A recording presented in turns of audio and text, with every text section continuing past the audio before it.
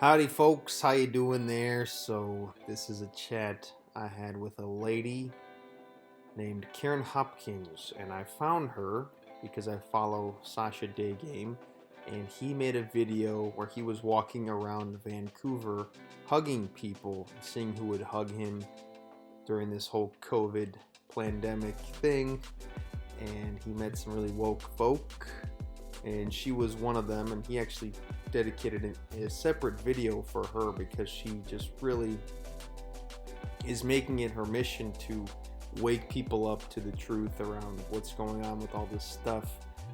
And in my waking up process, I found that there's a spiritual awakening happening along with the waking up to the matrix and the media and all these control mechanisms that we've all been under for so long, our entire lives.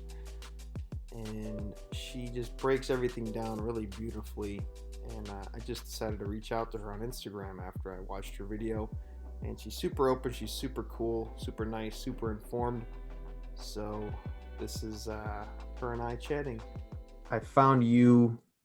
I follow Sasha Daygame. I've taken his course on spirituality and gotten into his work. And then he was going around hugging people, and he hugged you, and then you and him started talking, and he made a whole video about you. And I find you very interesting. You're super sweet and kind, and you're also just super red pilled, and seems like you're very driven to find the truth. And that's very intriguing how you remain so sweet, or maybe that's how I perceive you. I don't know you too well yet. But just like, for me, it really bothers me looking into all this stuff, so I don't do it so much. So yeah, I guess that could be that's something I want to get to, is how do you balance that? Well, I think when I first started looking at all of this content, I had already developed somewhat of a spiritual understanding about myself, and I had been a lot into the world of personal development. And so I think what happened was I had a premonition about the spiritual side of the awakening, because there's really two sides to all of this, isn't there? There's the part where all the conspiracies turn out to be true. And then there's the part where we learn about all of these hidden powers that we hold within ourselves as humans. And we learn about our place in the universe and our true origins, our true destiny. And so before I even got into conspiracies, I was feeling suspicious about the virus and things. I did have a awakening where I had this feeling of knowing that we were going to step into this golden age, and I could see that this was unfolding energetically.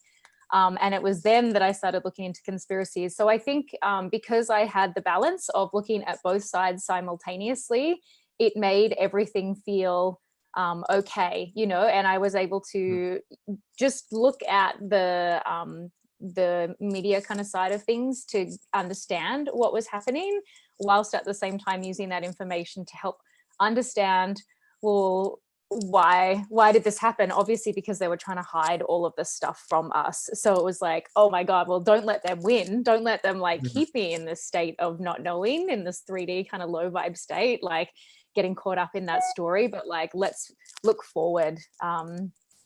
Yeah. Cool. So you've already had some spiritual awakening experiences. Absolutely.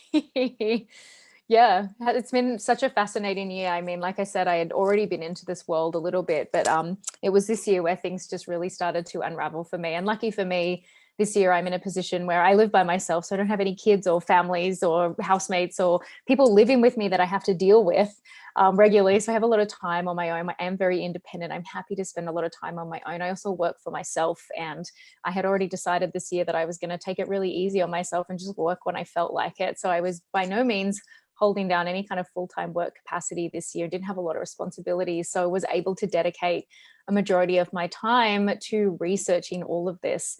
And learning and teaching. They're my favorite states to be in. And so, I was able to just not only learn a lot, but begin to practice it and embody it, because I didn't have any other responsibilities that I really had to take care of. So it's been such a beautiful experience of just profound learning, just so much openness, and you really begin to learn how much there is that you don't know, and how much capacity that we have to continually learn. There's no ending to where these like uncoverings will end, if you know what I mean. So I think if you stay in that place of just sheer curiosity and willingness to believe anything in a way, because I think a lot of the things that we come across, they feel unbelievable.